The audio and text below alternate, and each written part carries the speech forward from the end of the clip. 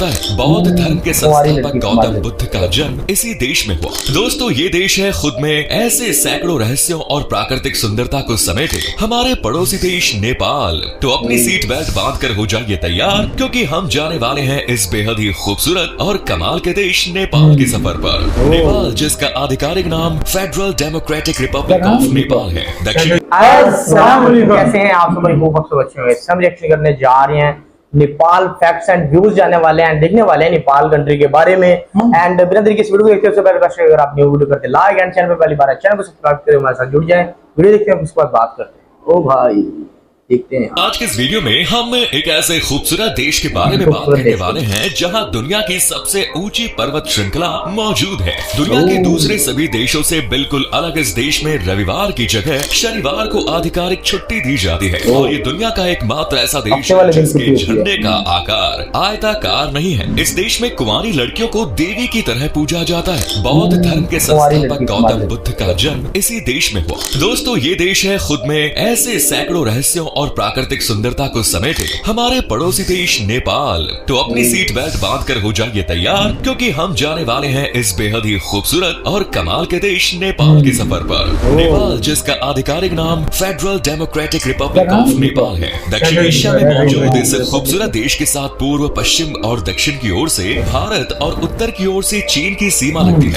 1,47,516 वर्ग किलोमीटर के क्षेत्रफल में फैले इस देश में लगभग 3 करोड़ लोग रहते हैं और इस आबादी के केवल 20% लोग ही अर्बन इलाकों में रहते हैं। नेपाल में रहने वाले लोगों को नेपाली कहा जाता है और नेपाल का सबसे अधिक जनसंख्या वाला शहर है काठमांडू, जहां देश के लगभग 10% लोग रहते हैं। इस जगह को मंदिरों का शहर कहा जाता है। काठमांडू ही देश की राजधानी भी है और इस शहर को देश का सांस्कृतिक और आर्थिक दिल भी माना जाता है। नेपाल की आधिकारिक भाषा है नेपाली, लेकिन नेपाल में भारतीयों की अधिक संख्या होने की वजह से यहाँ नेपाली के अलावा मैथिली और भोजपुरी भी काफी लोकप्रिय है। वैसे तो नेपाल एक धर्म निरपेक्ष देश है, लेकिन इस देश के लगभग 82% लोग हिंदू धर्म को मानते हैं। हिंदुइज्म के अलावा बुद्धिज्म, इस्लाम, किरात और ईसाई यहाँ के प्रमुख धर्मों में शामिल है। भारत के बाद नेपाल दूसरा सबसे बड़ा हिंदू आबादी वाला देश है। सबसे कमाल की बात के नाम पर लड़ाइयाँ और हिंसात्मक घटनाएं लगभग ना के बराबर हुई है।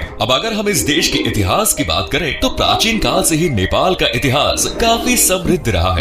इतिहास की माने तो नेपाल के क्षेत्र पर सबसे पहला शासन गोपाल वंश का था। अपने शासन काल के दौरान गोपाल वंश के शासकों ने लगभग 520 सालों तक यहाँ राज किया। करीब 250 ईसा पूर्व के आसपास नेपाल का दक्षिणी इलाका मौर्य राजवंश के नियंत्रण में आ गया। मौर्य के बाद कुछ छोटे मोटे राजवंशों ने इस क्षेत्र पर अधिकार जमाने का प्रयास किया, लेकिन 4वीं ईस्वी तक नेपाल के लगभग हिस्सों पर गुप्त राजवंश ने अपना अधिकार जमा लिया। गुप्त वंश के बाद लिच्छवी राजवंश ने इस क्षेत्र पर कब्जा किया। अपने शासन के दौरान इस राजवंश के शासकों ने कई स्मारकों और शिलालेखों का निर्माण करवाया। इसके बाद 11वीं शताब्दी में खस आर्य नाम के शक्तिशाली समूह ने न सिर्फ नेपाल बल्कि पश्चिमी तिब्बत और उत्तराखंड के इलाके पर अपना अधिकार जमाया। इसके बाद नेपाल के अलग अलग हिस्सों पर कुछ छोटे राजवंशों ने अधिकार जमाने का प्रयास किया, लेकिन अंत में 18वीं शताब्दी के मध्य में एक शक्तिशाली गोरखा राजा पृथ्वी नारायण शाह ने इस क्षेत्र के सभी हिस्सों को एकजुट करके उसे आज के नेपाल का रूप दिया। लेकिन इस दौरान उन्हें कई कठिनाइयों का सामना करना पड़ा। 1815 ईस्वी में गोरखा समुदाय और ब्रिटिश ईस्ट इंडिया कंपनी के बीच युद्ध भी हुआ, जिसे एंग्लो नेपाली वॉर के नाम से जाना जाता है। ईस्ट इंडिया कंपनी को हराने के बाद गोरखा समुदाय अपने आक्रामक और क्रूर अंदाज के लिए दुनिया भर के प्रसिद्ध हो गए।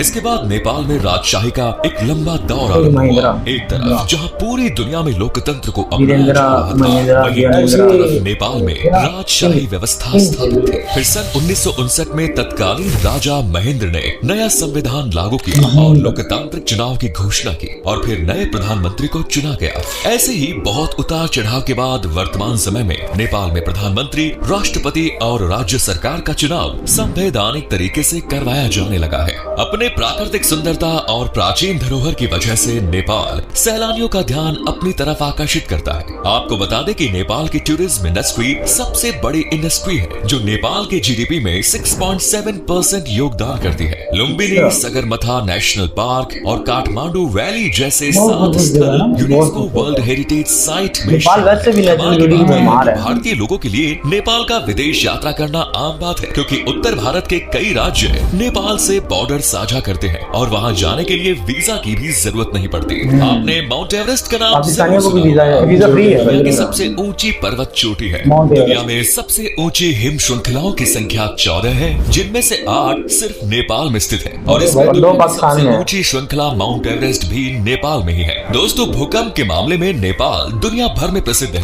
दरअसल भारतीय प्लेट लगातार उत्तर दिशा की ओर बढ़ते रहते हैं, जिस वजह से नेपाल में भूकंप के खूब केसेस देखने को मिलते हैं। भूकंप के अलावा रॉक स्लाइड्स और लैंडस्लाइड्स जैसी प्राकृतिक आपदाओं के केसेस भी यहाँ आम है। नेपाल में रोजगार की काफी कमी है, जिस वजह से नेपाल के लोगों को रोजगार की तलाश में भारत और अरबी देशों में जाकर काम करना होता है। यहाँ के कई अशिक्षित और अकुशल श्रमिकों को धोखाधड़ी करके पूर्वी एशिया के कई देशों में ले जाया जाता है और उनका पासपोर्ट जब्त कर लिया जाता है। न सिर्फ रोजगार बल्कि शिक्षा की मूलभूत जरूरतों को भी पूरा करने के लिए यहाँ के स्टूडेंट्स को दूसरे देशों में जाना पड़ता है। 1951 के आसपास एक ऐसा समय था जब नेपाल की लिटरेसी रेट सिर्फ 5% थी। आज ये लिटरेसी रेट बढ़कर 70% से ऊपर हो चुकी है। नेपाल की सरकार आज शिक्षा और स्वास्थ्य व्यवस्था में सुधार लाने के लिए पूरा प्रयास कर रहा है। दोस्तों, नेपाल का राष्ट्रीय झंडा दुनिया का एकमात्र ऐसा राष्ट्रीय झंडा है जिसमें 2 त्रिकोणीय आकार को ऊपर नीचे रखकर बनाया गया है। ऊपर वाले त्रिकोण में एक अर्ध चांद और नीचे वाले त्रिकोण में एक सूर्य बना हुआ है। झंडे पर सूरज और चांद की मौजूदगी ये बताती है कि जब तक सूरज और चांद रहेगा तब तक नेपाल का अस्तित्व रहेगा। इसके साथ ही चांद यहाँ के लोगों के शांति प्रिय स्वभाव और सूरज यहाँ के लोगों के भयंकर संकल्पवादी होने को दर्शाता है। नेपाल एक ऐसा देश है जो कभी किसी का गुलाम नहीं हुआ।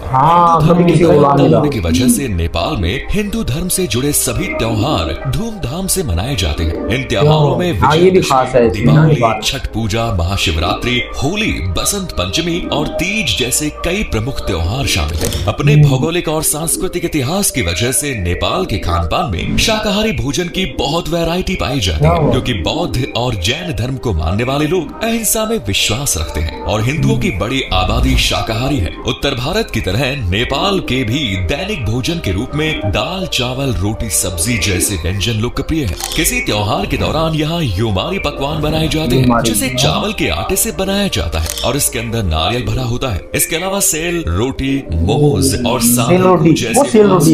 और स्नैक्स काफी लोकप्रिय है। इन व्यंजनों के अलावा यहाँ फर्मेटेड चावल का इस्तेमाल करके सफेद बियर बनाई जाती है, जिसे झंग कहा जाता है। 2017 में वॉलीबॉल को नेपाल के नेशनल स्पोर्ट के रूप में घोषित किया गया। उससे पहले नेपाल का राष्ट्रीय खेल दांडी बियो था। इन दोनों के अलावा कबड्डी, लूडो, चेस और कैरम खेल भी यहाँ काफी प्रसिद्ध है। दशरथ स्टेडियम नेपाल का एकमात्र अंतर्राष्ट्रीय स्टेडियम है जहाँ लगभग सारे नेशनल और इंटरनेशनल खेल खेले जाते हैं। दोस्तों, नेपाल एकमात्र ऐसा देश है जहाँ पर कुंवारी लड़कियों की पूजा करने की संस्कृति और कुमारी का मंदिर भी बनाया गया है। नेपाल एक ऐसा देश है जिसको खूबसूरती की वजह से रूफ ऑफ द वर्ल्ड कहा जाता है और इसी वजह से यहाँ लोग सबसे ज्यादा घूमने आते हैं। ये देश चारों तरफ से पहाड़ों से घिरा है, जिस वजह से नेपाल और भी ज्यादा खूबसूरत नजर आता है। नेपाल का क्राइम रेट बहुत ही कम है, जो इस देश को एक परफेक्ट टूरिस्ट प्लेस बनाता है। नेपाल में क्राइम रेट बहुत कम है भाई, क्राइम तो है ही नहीं। टूरिस्ट आते हैं। ट्रैकिंग के अलावा नेपाल में घूमने और देखने के लिए कई ऐसी जगह हैं जो आपको किसी और देश में देखने को नहीं मिलेगी। नेपाल की राजधानी शहर काठमांडू को देश का सबसे खूबसूरत शहर माना जाता है। ये शहर 1400 मीटर की ऊंचाई पर स्थित है और इतनी ऊंचाई पर होने की वजह से काठमांडू में हर साल समुद्र से ऊपर बना रहता है। यही वजह है कि लोगों की सबसे पसंदीदा जगह में शामिल है नेपाल का काठमांडू। इस शहर के 15 किलोमीटर के दायरे के अंदर ही यूनेस्को की 7 वर्ल्ड हेरिटेज साइट्स हैं। इसके अलावा पशुपतिनाथ मंदिर देखे बिना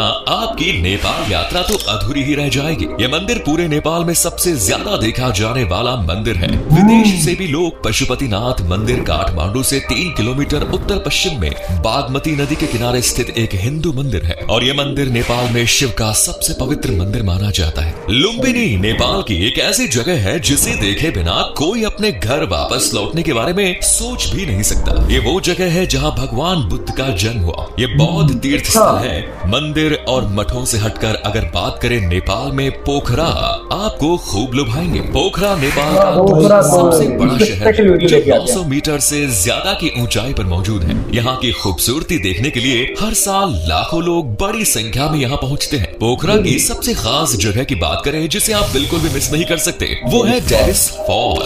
इसके अलावा आप स्वयंभूनाथ मंदिर भी जा सकते हैं। यहाँ स्वयंभू स्तूप और मंदिर परिसर टूरिस्ट को काफी ज्यादा अट्रैक्ट करता है। वैसे तो नेपाल दुनिया के बड़े लैंड, एयर और सी रूट से कटा हुआ है, लेकिन इसके बावजूद देश के अंदर यातायात की अच्छी व्यवस्था है। देश में 43 एयरपोर्ट्स हैं। अगर आप बजट में नेपाल की यात्रा करना चाहते हैं तो दिल्ली से नेपाल के लिए ट्रेन, फ्लाइट और बस सर्विस उपलब्ध है। नेपाल से हमारा एक ऐसा नाता है जहां बिना किसी वीजा पासपोर्ट के घूम कर आ सकते हैं। अगर आप 7 दिनों के लिए नेपाल जाने का ट्रिप प्लान करते हैं तो आपका खर्चा आएगा करीब 30,000 रुपए, जिसमें आने जाने का खर्चा शामिल नहीं है। आपको बता दें कि नेपाल में नेपालीज रूपी करेंसी के तौर पर चलती है। तो दोस्तों, ये था खूबसूरत देश नेपाल। अगर आप में से कोई नेपाल घूमने गया है तो अपना एक्सपीरियंस हमारे साथ शेयर करें। जो लोग आज तक नेपाल नहीं गए हैं, यकीनन ये वीडियो देखने के बाद आपका भी मन नेपाल जाने का जरूर होगा। इसे लाइक करें, शेयर करें और चैनल को भी सब्सक्राइब जाना चाहता है वीडियो में। धन्यवाद। एंड भाई हम बात करें तो हम दो अभी तक गए नहीं है, लेकिन जितना भी हुआ है रिएक्शन के जरिए हमने काफी नेपाल को जो है विजिट किया है और नेपाल को हमने मतलब एक्सप्लोर कर लिया है। तो उस लिहाज से अगर हम बात करें तो नेपाल जो है वो कंट्री बहुत खूबसूरत है। नेचुरल खूबसूरती की जो है, नेचुरल ब्यूटी की बात करें तो नेपाल में भरमार है भाई। एंड तो नेपाल वो चुनिंदा देशों में आता है जो खूबसूरती जिसमें जिनमें नेचुरल ब्यूटी है, ठीक है। इसमें मतलब आप स्विट्जरलैंड कहते हैं, पाकिस्तान कहते हैं, ठीक है, और भी मतलब यूरोप की कंट्रीज हैं, कुछ एशिया की कंट्रीज हैं, कश्मीर को देख लें आप। तो इस तरह का नेपाल जो है वो भी आता है, ठीक है। तो क्योंकि नेपाल की 10 जो बड़ी चोटियां दुनिया की, उसमें 8 नेपाल में पाई जाती हैं। And roof of the world मतलब कहा जाता है उनको, ऐसे थोड़ी नहीं कहा जाता नेपाल को, मतलब के सबसे बड़ी चोटी माउंट एवरेस्ट वहां पे है ना में भाई साहब। तो नेपाल एक वाइड कंट्री, मतलब नेपाल के बारे में यूनिक चीजें हैं। जैसे नेपाल ही वो कंट्री है जिसका फ्लैग दुनिया से अलग है ना। एंड नेपाल ही वो कंट्री वाइड है जिसमें जिंदा लड़की को पूजा जाता है, मतलब वो जिंदा गॉड, मतलब कुमारी को, ठीक है, लड़की कुमारी लड़की को कुमारी का नाम देके उसको पूजा जाता है। ये भी एक यूनिक चीज है वहां पे। एंड जो है ना स्टूपा, वो एंड गौतम बुद्ध जो है उनका जन्म वहां पे हुआ। तो आप ये कह सकते हैं कि जितने भी बुद्धिस्ट लोग हैं तो वो ये कह सकते हैं कि यार नेपाल मतलब उनके लिए बहुत मुकद्दस और बहुत पवित्र, जिसे कहते हैं ना हिंदी में, कंट्री है ना। तो इसी तरह से पशुपतिनाथ मंदिर की तरफ आ जाए तो वो 1500 से लेके 2000 साल पुराना ओल्डेस्ट है। तो इतना पुरानी चीज होना, इतना पुरानी मतलब जगह होना, वो दर्शाता है, वो दिखाता है कि मतलब ये कंट्री कितना ही पुराना है ना। पोखरा में आ जाए तो पोखरा में, और पोखरा की खूबसूरती जो है जिस तरह से हमारा इस्लामाबाद है, सही बात, तो पोखरा को भी मतलब नेपाल का सबसे खूबसूरत सिटी अगर ना कहा जाए तो गलत होगा, तो सबसे खूबसूरत सिटी नेपाल का पोखरा ही है। बिल्कुल। और काठमांडू सिटी की बात करें तो भाई वो बहुत ओल्डेस्ट है, बहुत पुराना सिटी है। वो तो पशुपतिनाथ मंदिर की वजह से भी पुराना हम कह सकते हैं, क्योंकि वो ही मंदिर उसी में है ना, वो बहुत ओल्डेस्ट है। तो नेपाल की काफी सारी चीजें ऐसी यूनिक है जो मतलब अब नेपाल जो है, सबसे मुझे बहुत अच्छी चीज लगती है कि नेपाल में जो क्राइम रेट है वो बहुत कम है। ये चीज बहुत है। हाँ, तो एक एक चीज को अगर हम पकड़े और लें और समझें तो नेपाल ही वाहिद कंट्री है जो कभी किसी का गुलाम नहीं हुआ। और यहाँ पे हम लोग जब इंडिया पाकिस्तान एक था तो ब्रिटिशों की राज था मतलब हम पे, है ना। तो बट यही जो है नेपाल है, सही वो बिल्कुल फ्री कंट्री था, अभी तक फ्री है। और मतलब उनका हर चीज, मतलब जो भी चीजें हैं वो यूनिक है, मतलब नेपाल की यूनिक चीज है। और नेपाल की मतलब जितनी बड़ी पहाड़ियां हैं, जितने बड़े पहाड़ हैं, काठमांडू सिटी को देखो तो 400 मीटर जमीन से 400 मीटर ऊपर पहाड़ पे है, मतलब समंदर की सतह से लेके तो ऊपर 1400 किलो 1400 मीटर है उसकी भाई वो बहुत मतलब वो यूनिक बनाता है ना। तो बहुत सारी चीजें हैं जो नेपाल में बड़े अच्छे हमारी ख्वाहिश है भाई कि हम लोग कभी जाएं यार नेपाल में, विजिट करें नेपाल, मजे के खाने हैं भाई।